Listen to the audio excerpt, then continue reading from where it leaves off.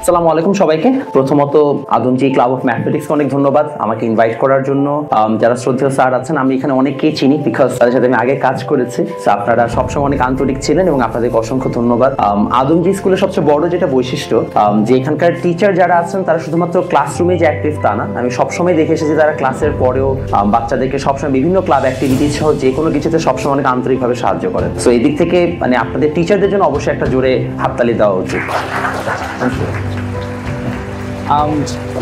আমি আজকে আমার বক্তব্যে একটা গল্প বলবো, একটা খুব সস্তা মোটিভেশন দিব, আর আরেকটা খুব বড় রিয়ালিটি চেক দিব। ঠিক আছে, প্রথমে একটা গল্প বলি, মানে গল্প বললে সবার আসলে খুব ভালো লাগবে। সো গল্পটা হচ্ছে, আপনারা কে কে জেএসসি পরীক্ষা দিয়েছেন? কেউ দেন নাই?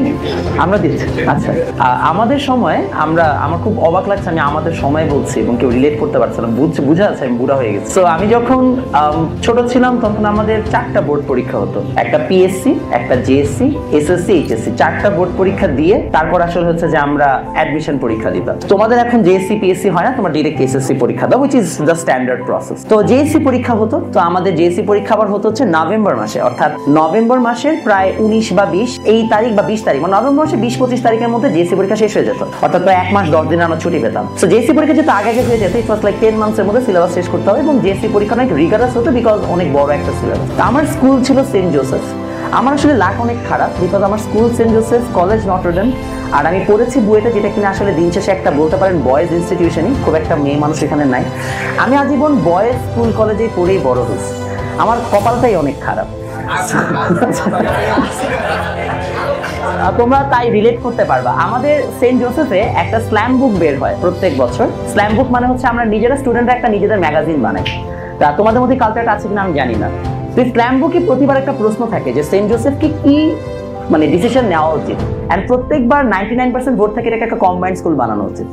আমি জানি না, মনে হয় তোমাদের মধ্যে সেম রেজাল্ট পাওয়া যায়। So about what happen JSC পরীক্ষায় ফর দ্য ফার্স্ট টাইম, মানে we are very lucky by the way, পরীক্ষার সময় আমরা অনেক লাকি ছিলাম যে আমাদের প্রথমবার সিট পড়ছে মোহাম্মদপুর প্রিপারেটরি গার্লস এর পাশে, মানে আমাদের পাশে মেয়েরা পরীক্ষা দিবে। এটা শুনে আমরা অনেক খুশি হয়ে গেছি। বিশ্বাস করো, আমার এন্টায়ার লাইফে আমি পরীক্ষা দিতে যে এত খুশি কোথাও হয়নি। অনেক খুশি হয়েছি, অনেক খুশি। পরীক্ষা দিতে যাবো, অনেক এক্সাইটেড আমি। পরীক্ষা ভালো খারাপ হোক, পরীক্ষা দিতে যেতে হবে, অনেক খুশি। সবাই খুব খুশি মনে পরীক্ষা দিতে যায়। সো পরীক্ষা দিতে যাবো। তো এখন আমাদের পাশে হচ্ছে, যেহেতু ভালোবাসা দিবসের মাস চলতেছে, স্বাভাবিক গল্পটা অনেক রিলেভেন্ট আপনাদের জন্য। সো এখন যেই হচ্ছে যে পরীক্ষা দিতে যাব, আমার পাশে যে মেয়েটা বসে তার নাম হচ্ছে সাদিয়া। আমার এখনো মনে আছে, আসলে ইনফরমেশন গুলো মনে রাখার মতোই। সো সাদিয়া আমার পাশে পরীক্ষা দিচ্ছে। তো এখন তো আমাদের সবগুলো জেএসসি পরীক্ষা তো প্রায় 11টা সাবজেক্ট না 10টা সাবজেক্ট আমার মনে আছে। তো সবার লাস্ট পরীক্ষা ছিল হচ্ছে কৃষি পরীক্ষা। তো পুরো এন্টায়ার হচ্ছে টাইম জুড়ে, যেহেতু সাদিয়া অনেক সময় আমাদের কাছে জিজ্ঞেস করছে, স্যার আমি হচ্ছে পিওর আতেল যাকে বলে, আতেল বলছেন নার্ড, সারাক্ষণ পড়াশোনা করে। আমি সারাক্ষণ পড়াশোনা করতাম, আমার আর কোনো কিছু ছিল না জীবনে। আমার কথা একটা, আম্মু বলছে পড়তে হবে, পড়াশোনা করতেছি। তো এখন সাদিয়া যখনই জিজ্ঞেস করছে বাংলা পরীক্ষায়, আমি বলে দিছি। ম্যাথ পরীক্ষায় বলছে, আমি পুরো ম্যাথ দেখাই দিছি। গ্রামারে হচ্ছে রিঅ্যারেঞ্জমেন্ট পারতেছিল না, পুরোটা মিলাই দিয়ে আসছি। আমি খুব ভালো, নট বিকজ সাদিয়া জিজ্ঞেস করছে, মানবতার খাতিরে বলে দিচ্ছি, তাই না? এটা তো স্বাভাবিক, সে সাহায্য করা উচিত না? সবাই মাথা নাড়তেছে, অবশ্যই সাহায্য করা উচিত। তা আমি মানবতার খাতিরেই সাহায্য করছি, অন্য কোনো কারণে না। এখন সাহায্য করলাম, সাহায্য করার পরে তো সব পরীক্ষায় সাহায্য করছি। আমার টার্গেট হচ্ছে আমি কৃষি পারি না, আমি কৃষি পরীক্ষায় সাদিয়ার কাছ থেকে সাহায্য নিব, এটা আমার প্রাইম টার্গেট। এখন স্বাভাবিক, আমি তো বয়েজ স্কুলে পড়ছি, আমি তাদের কিছু বুঝি না। তো কৃষি পরীক্ষা আসছে, আমাদের সময় 40টা এমসিকিউ আর 60 মার্ক রিটার্ন আসতো। তো 40টা এমসিকিউর সময় আমি যখন 40টা এমসিকিউ দেওয়ার মধ্যে আমি প্রথম 5 মিনিটে বিশ্বাস করে 20টা পারছি। আমি 20টা এমসিকিউ পারি না, এবং আমার দোষ না। প্রশ্ন আসছে ব্ল্যাক বেঙ্গল ছাগল কত কেজি ঘাস খায়। প্রথম কথা হচ্ছে, একটা ছাগলকে কেন ব্ল্যাক বেঙ্গল বলা হবে? এটা তো racism. Why would you do that? Doesn't make sense. But প্রথম কথা হচ্ছে এরকম আমাদের মানে এরকম প্রশ্ন আসছে। তো এখন আমি তো পারতেছি না স্বাভাবিকভাবে, আমি তো জানি না। এখন আমি ভাবছি যে তাহলে সাদিয়াকে থেকে সাহায্য নেওয়া যায়। এতদিন যেহেতু আমি সাদিয়াকে সাহায্য করেছি, এবার it's time for pay back. তা আমি সাদিয়াকে জিজ্ঞেস করলাম, সাদিয়া, আমি আবার আপু ডাকতাম, আমি অনেক ভদ্র তো, সাদিয়া আপু। সাদিয়া শুনতেছে না, আমি আবার ডাকলাম, সাদিয়া আপু, আবার শুনতেছে না। আসলে মেয়েরা এমনই, সাহায্য নিয়ে আর আপনাকে ফিরে তাকায় না, খুব রিলেট করতেছে সবাই। আচ্ছা, আমি আবার জিজ্ঞেস করলাম। 3 নাম্বার বার সাদিয়া আমার দিকে তাকালো, বললো যে হ্যাঁ কি হয়েছে। আমি বললাম একটু আমাকে 4 নাম্বার অবজেক্টিভটা বল। সাদিয়া বললো যে তোমার আর আমার প্রশ্ন তো এক না। আমি বললাম হ্যাঁ। আমি সাদিয়া দাঁড়াই গেলাম, স্যার সাদিয়াকে ভুল প্রশ্ন দেওয়া হয়েছে। এখন সাদিয়া স্যার বলছে কি বলতেছো তুমি? আমি বলছি হ্যাঁ স্যার সাদিয়াকে ভুল পছন্দ হয়েছে। সাদিয়া বলে তুমি কি বলতেছো? আমি বলছি তোমাকে ভুল পছন্দ হয়েছে না? বলছে না না তোমার আমার পছন্দ আলাদা। বলছে কেন আলাদা? আমরা সবাই একই পৃথিবীতে বাস করি, একই দেশের নাগরিক, কেন আমাদের মধ্যে বৈষম্য থাকবে, তাই না? আমি অনেক সাম্যের কথা বলছি। তো আমাকে সাদিয়া বললো না না তোমার কৃষি সাবজেক্ট আমার সাবজেক্ট আলাদা। আমি এটা কেমন কথা? মেয়েরা কৃষি না পড়লে কিভাবে দেশের কৃষি এগিয়ে যাবে? খুবই লেজিট প্রশ্ন আমার। আমি আবার জিজ্ঞেস করবো। সাদিয়া বললো যে না না না তোমার আমার প্রশ্ন আসলেই আলাদা। আমি বললাম তুমি আমাকে প্রশ্নটা দাও। বাই দ্য ওয়ে আমি কিন্তু আমার কপাল তো খারাপ এমনি এমনি বলি নাই। আমার অলওয়েজ হচ্ছে বোর্ড পরীক্ষা ফার্স্ট বেঞ্চে বসতো, মানে ফার্স্ট বেঞ্চে পড়ে। তোমাদের মধ্যে কার কার পরীক্ষা হলে ফার্স্ট বেঞ্চে পড়ে? এটা তো সম্ভব না, একটা স্কুলে সবার কিভাবে ফার্স্ট বেঞ্চে সিট পড়ে? ফার্স্ট বেঞ্চ কয়টা এখানে? আচ্ছা ঠিক আছে হাত নামাও, বুঝছি, মানে মিথ্যা কথা বলার জায়গা নেই। ঠিক আছে যাই হোক, সো আমার অলওয়েজ হচ্ছে ফার্স্ট বেঞ্চে পড়ে সিট। তো ফার্স্ট বেঞ্চে সিট পড়ে এখন তো কি যে গার্ড যে স্যার ছিল উনি কিন্তু সামনে, উনি পুরো ঘটনা দেখতেছেন, মানে উনিও মজা নিচ্ছেন যে কি হচ্ছে দেখি আমরা একটু। তো সাদিয়া তো এখন স্যার এখানে নিলাম কোয়েশ্চেন। সাদিয়ার প্রথম প্রশ্ন হচ্ছে সেলাই কত প্রকার, আর আমার প্রশ্ন হচ্ছে ব্ল্যাক বেঙ্গল ছাগল কত কেজি ঘাস খায়। আমি বললাম এই কেমন বৈষম্য, ও সেলাই শিখতে স্যার আমি এখানে কি করতেছি? তাই আমি বললাম যে এর মানে কি? তারপর আমাকে বলো তুমি দেখো আমার সাবজেক্ট হচ্ছে গার্হস্থ্য অর্থনীতি। আমি ক্লাস 8-এর জেএসসি পরীক্ষাতে বসে প্রথম জানতে পারছি মেয়েরা কৃষি পড়ে না, গার্হস্থ্য অর্থনীতি পড়ে। আমার দোষ না, আমি বয়েজ স্কুলে পড়ছি, এখানে আমার কি করবে? তো আমি অনেক কষ্ট পেলাম যে সাদিয়া আমাকে সাহায্য করবে না। আমার এটাও মনে হলো সাদিয়া ষড়যন্ত্র করছে আমার সাথে, ইচ্ছা করে যেন আমাকে সাহায্য করতে না হয়। তা আমি আর কি করবো, তো কিছু করার নাই। তা আমি ভাবলাম ঠিক আছে সাদিয়া তো সাহায্য করবে না। তা আমি আমার পিছনে আমার বন্ধু ছিল ওয়াসি, তো ওয়াসিকে জিজ্ঞেস করছি, তো ওয়াসি বন্ধু 4 নাম্বার এমসিকিউ কি? ওয়াসি বলে আমি তো পারি না। বলছে তাহলে দেখ পিছনে জিজ্ঞেস কর। বলছে তার 1 সেকেন্ড। ওয়াসি ওর পাশের মেয়েকে জিজ্ঞেস করছে আপু 4 নাম্বার এমসিকিউ। পাশের মেয়ে বলছে যে আমাদের তো প্রশ্ন সেম না। ওয়াসিও দাঁড়ায় গেছে, স্যার প্রশ্ন স্যার আবার বলতেছে কি শুরু করছো তোমরা? আবার ওকে আমি ডেরে বুঝালাম দেখ এখন আমরা এরকম 4 জন মিলে গোল টেবিল বৈঠক বসছি, আমি সাদিয়া আর ওই যে পাশের মেয়ে ওয়াসি, আমি 3 জন মিলে ওয়াসিকে বুঝাচ্ছি Wasi I know it's hard to understand but আমাদের কোয়েশ্চেন আলাদা। ওয়াসি অনেক কষ্ট পায়। তো আমাদের একটা অলিখিত নিয়ম ছিল, যেহেতু আমরা একসাথে অনেকদিন পরীক্ষা দিয়ে আসতেছি, এই জন্য যারা টিচার তারা আই গেস আপনারা একটু খেয়াল রাখেন, আসলে আমরা এইভাবে চিটিং করি। আমরা অলিখিত নিয়ম হচ্ছে আমরা যদি না পারি কেউ তাহলে পিছনে পাস করি, মানে ইটস লাইক বলাও লাগবে না, ইটস লাইক অটোমেটিক যেতে থাকে। আমি পারি না পিছনে যে জিজ্ঞেস করছে, পারে না অটোমেটিক পিছনের জন্য জিজ্ঞেস করবে। হ্যাঁ, এবং ইটস লাইক মানে উইদাউট এনি কোয়েশ্চেন একটা সিগন্যাল হতে থাকে। তো এখন আমি পারি না পিছনের জন্য গেছি, তো আবার তার পিছনের জন্য কাছে জিজ্ঞেস করছে, ওই একই কাজ করছে, আবার পাশের মেয়েকে জিজ্ঞেস করে হাপু এটা কত নাম্বার এমসি। মানে it's like a zigzag process, যাচ্ছে ডানে আবার পিছনে আবার ডানে আবার বামে আবার ডানে, এরকম করতে করতে যাচ্ছে। এবং সবাই ওই দিন অন্ধকার থেকে আলোর পথে আসতেছে যে না আসলে মেয়েরা গার্হস্থ্য অর্থনীতি করে। সেইগুলো সব জানলাম। জানার পরে আমাদের মনে অবস্থা এত খারাপ যে আমাদের টোটাল 16 জন একরোতে বসা, 15 নম্বর জন যে 4 নাম্বার এমসিকিউর অ্যান্সার জানে। তো 4 নাম্বার এমসিকিউর অ্যান্সার জানার পরে সে যখন আমাদের অ্যান্সার গুলো সামনে পাস করছে, আমাকে ওয়াসি যখন সামনে সে অ্যান্সারটা পেলো, আমাকে বললো দোস্ত 4 নাম্বার এমসিকিউর অ্যান্সার 6। তো আমি দাগাইতে যাবো, দাগাইতে আমি দেখলাম কি ব্যাপার, 4 এমসিকিউ 6 হয় কিভাবে অ্যান্সার, অপশনই তো 4টা। আমি ওর দিকে তাকালাম, একটা গালি দিলাম, বন্ধুরা যেরকম দেয় এই বেটা কি বলিস। তো গালি দেওয়ার পরে ও আমাদের তাকায় মানে এরকম করে হাসতেছে।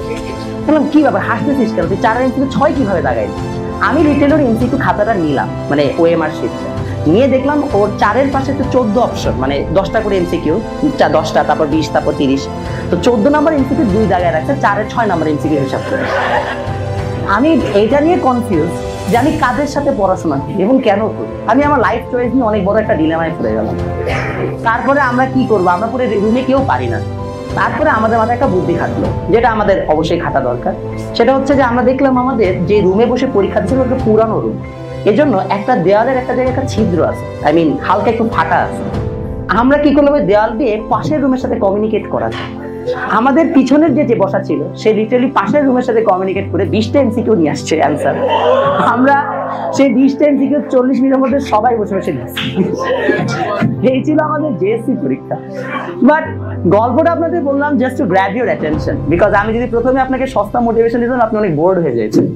সো যেহেতু আমি আপনার মোটামুটি অ্যাটেনশন পেয়ে গেছি, আমি আপনাকে কয়েকটা লাইফের সত্য কথা বলতে চাই, যে কথাগুলো শুনলে আপনারা একটু হলেও হচ্ছে যে লাইফ সম্পর্কে বেটার আইডিয়া পাবেন। আপনার এখানে ক্লাস 6-7 মানে কোন কোন ক্লাসের বাচ্চা আছেন? 7-এর কারা আছেন? আচ্ছা, অনেক 7-এর বাচ্চা আছে, 8, 9 আর 10। আচ্ছা ঠিক আছে।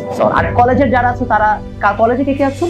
আচ্ছা তোমরা কলেজে, ওকে নাইস। ও নটরডেমের আছো নাকি? ওকে ঠিক আছে।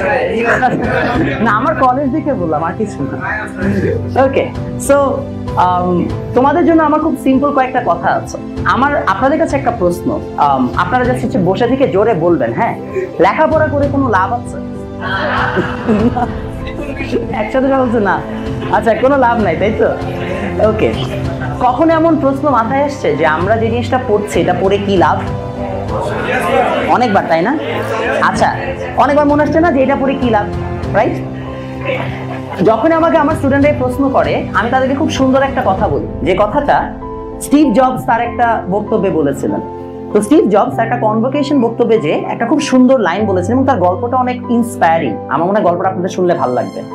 গল্পটা হচ্ছে এমন যে স্টিভ জবস যখন ইউনিভার্সিটিতে পড়াশোনা শুরু করেন, স্টিভ জবস কিন্তু ড্রপ আউট ছিলেন। ড্রপ আউট মানে বুঝছেন, মানে ইউনিভার্সিটি সে শেষ করে নাই। সো স্টিভ জবস যখন ড্রপ আউট হন, ওই ড্রপ আউট হওয়ার আগে উনি ইউনিভার্সিটিতে একটাই মাত্র কোর্স করেছিলেন। সেই কোর্সটা ছিল ক্যালিগ্রাফির উপর। ক্যালিগ্রাফি কোর্স কি বুঝেন? মানে কিভাবে কার্সিভ লিখতে হয়, সুন্দর হাতে লেখার কোর্স। তো স্টিভ জবসের ওই কোর্সে কোনো লাভ ছিল না, বাট ওই সময় ইউনিভার্সিটিতে ওই কোর্সটা was one of the most amazing courses out there. Steve Jobs একান্ত প্যাশন থেকে কোর্সটা করেছিলেন, কারণ তারপরে তো তিনি আস্তে আস্তে অ্যাপল ডেভেলপ করা শুরু করেন। অনেক বছর পর যখন অ্যাপল ফার্স্ট পার্সোনালাইজড কম্পিউটার বানায় এবং তারা যখন বিভিন্ন ফন্ট, আমরা যখন বিভিন্নভাবে লিখি, তোমরা হয়তো এটা রিলেট করতে পারবা বাচ্চারা এইভাবে, যে তোমরা যখন মোবাইলে টাইপ করো অনেক সময় দেখো না তোমরা ফন্ট চেঞ্জ করে ফেলো। কমিক সান্স একটা খুব কমন ফন্ট তোমরা ইউজ করো, যেটা হচ্ছে যে বাচ্চাদের মতো লেখা, রাইট? এরকম তোমরা যেন ফন্ট চেঞ্জ করতে পারো। এই যে ফন্টটা চেঞ্জ করা যায়, এই আইডিয়াটা উনি যখন কম্পিউটারে ইমপ্লিমেন্ট করেন, উনি ওনার ক্যালিগ্রাফি কোর্সের যে নলেজগুলো ছিল, যেটা উনি হয়তো 20 বছর আগে পড়েছেন, সেইটাকে তিনি অ্যাপ্লাই করা শুরু করেন। এবং তিনি এখন একটা সুন্দর কথা বলেন যে আমি যখন এই কোর্সটা পড়েছি আমি জানতাম না আমার এই কোর্সের নলেজ কোথায় কাজে লাগবে, বাট আমি সেটা শিখেছি আউট অফ পিওর প্যাশন। এবং তার এই লাইনটা খুবই সুন্দর আমার কাছে, যেটা আপনার কাছে মনে হয় যে আপনাদের জানা দরকার। সেটা হচ্ছে you can not connect the dots while looking forward, you can only connect them looking backwards। এর মানে হচ্ছে আপনি আপনার লাইফে এখন যে কাজগুলো করছেন, যা শিখছেন, তা এক্স্যাক্টলি কোথায় যে আপনার কাজে লাগবে আপনি কোনোদিন বলতে পারবেন না। আপনি ফিউচার দেখতে পান না, বাট আপনি যখন সামনে জীবনে এগিয়ে যাবেন তখন আপনি এই ডটগুলোকে পিছনের দিকে কানেক্ট করতে পারবেন, করে বুঝতে পারবেন যে এক্স্যাক্টলি কোন জায়গায় আপনার কোন নলেজটা আপনার কাজে লেগেছে। এই জন্য লাইফে আপনি যেই জিনিসটা পড়ছেন সেটাকে প্রপারলি পড়াটা খুবই important, because you never know আপনার কোন নলেজটা কখন কোন জায়গায় কাজে লাগবে। আমি আপনাদের সামনে আজকে এসে কথা বলছি, এটা পিছনে আমার ইঞ্জিনিয়ারিং ডিগ্রি দায়ী না, এটা পিছনে আমার অন্য কোনো কিছু দায়ী না, এটা পিছনে দায়ী আমার ডিবেটিং স্কিল, যেটা আমি আরো 10 বছর আগে আউট অফ পিওর প্যাশন এক জায়গায় যে ঝগড়া করতে হবে এর জন্য হচ্ছে যে শিখছি। আমার ডিবেটের জোগাড় একদম সিম্পল রিজন ছিল যে ভাই কোনোদিন ঝগড়া লাগবেন, জিততে চাই, আর কোনো রিজন নেই। বাট আমি জানতাম না 10 বছর পরে সে ডিবেটের জন্য আমি কোনোদিন পাবলিক স্পিকার হতে পারবো বা কোনোদিন আমি ক্যামেরার সামনে অনর্গল কথা বলতে পারবো। এই জিনিসগুলো ডিবেটের মাধ্যমে আমি শিখেছি। সো প্রথম যে জিনিসটা আমি আপনাদের আজকে শেখাতে চাই সেটা হচ্ছে আপনি যা শিখছেন সেটা যেই কারণেই হোক না কেন, আপনার টিচারের উপর পুরোপুরি বিশ্বাস রেখে সেই জিনিসটা শিখে যাবেন। আমাদের সবচেয়ে বড় সমস্যা, আমাদের বয়স 13, 14, 15, 16, বাট আমরা বিশ্বাস করি পুরো পৃথিবীর সবাই বোকা আর আমরা সবচেয়ে বেশি বুদ্ধিমান। আমরা ভাবি যে ও মাই গড, আমি আসলে হচ্ছে যে হঠাৎ করে মানে এক্সিডিং নলেজ পেয়ে গেছি এবং এই লেখাপড়া সব স্ক্যাম, এগুলা সব অযথা বোকা করে। এই জিনিসগুলো সত্য না, এটা প্রথম আপনাদেরকে মাথায় রাখতে হবে। সেকেন্ড যে জিনিসটা আমি আপনাদেরকে আজকে শেখাতে চাই সেটা হচ্ছে জীবন সম্পর্কে একটা খুবই ইম্পর্টেন্ট হচ্ছে যে আইডিয়া। আপনারা কেউ ফরেস্ট গাম্প দেখেছেন? দেখেন নাই? দেখেছেন? স্যার দেখেছেন?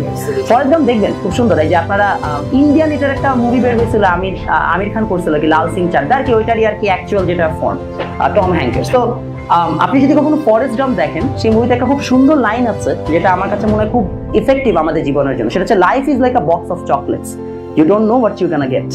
এর মানে হচ্ছে আপনি যখন যদি একটা চকলেটের বক্স নেন, অনেক সময় এরকম র্যান্ডম চকলেটের বক্স পাওয়া যায় তাই না, গিফট চকলেটের বক্সগুলো, আপনি যখন র্যান্ডম পিক করেন আপনি জানেন আপনি এক্স্যাক্টলি কি পাবেন।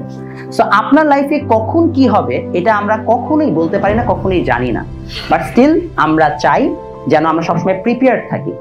গত বছর ঠিক এই সময়টা আমাদের দেশে একটা নির্বাচন হয়েছিল, রাইট?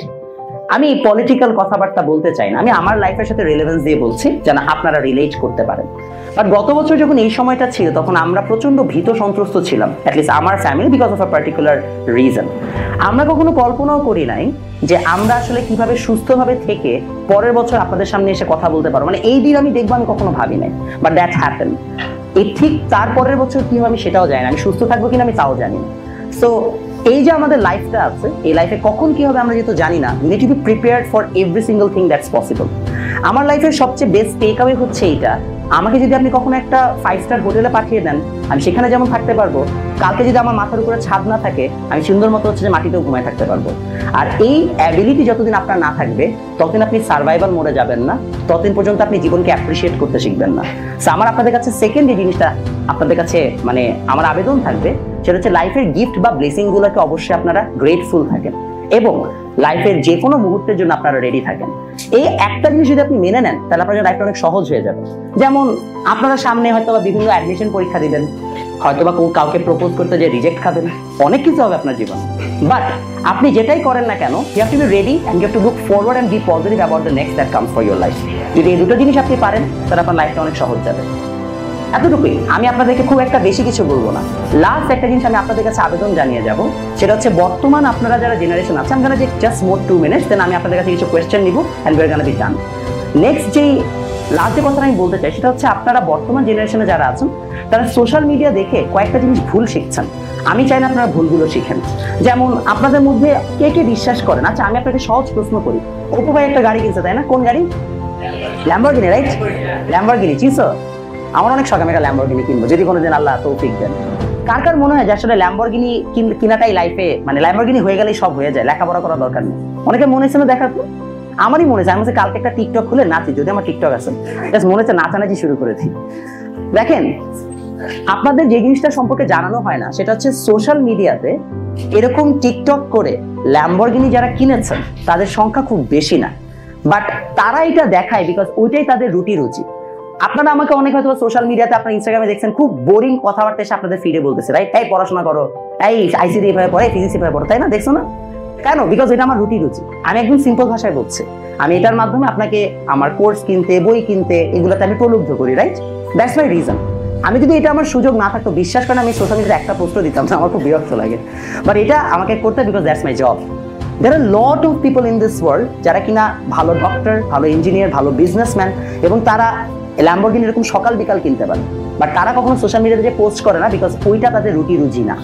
সো আপনারা সোশ্যাল মিডিয়াতে যা দেখেন দ্যাটস আ হাইপার ট্রুথ, ওটা অ্যাকচুয়াল ট্রুথ না ওয়ার্ল্ডে। সো এটাকে ধরে রেখে কখনো আগায়েন না। আর লাইফে যেটাই করেন চেষ্টা করবেন দুটো জিনিস করতে, এক যাই করবেন সৎভাবে করবেন যেন কখনো আপনার রাতে ঘুমোতে গেলে বিবেকে না নাড়া দেয়, আর সেকেন্ডলি আপনি লাইফে যেটাই করেন না কেন চেষ্টা করবেন যেন আপনার সম্মানটা নষ্ট না হয়। আপনি টিকটক করে যদি ল্যাম্বরগিনিও কিনেন আর যদি সম্মান না পান তাহলে এই ল্যাম্বরগিনির থেকে হয়তো বাসে ঝোলাটাই ভালো। আর এই বিষয়টা যেদিন আপনি উপলব্ধি করতে পারবেন সেদিন আপনি প্রকৃত মানুষ হবেন। সবাইকে অসংখ্য ধন্যবাদ।